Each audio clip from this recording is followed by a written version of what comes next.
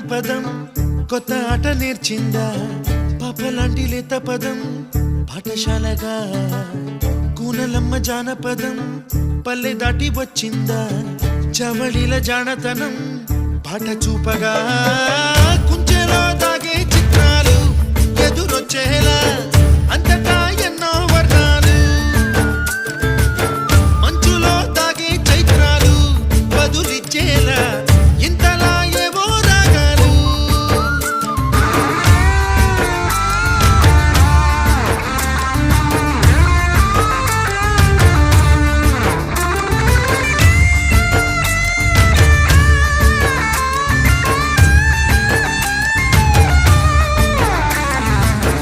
ఆకతాయి సందడిగా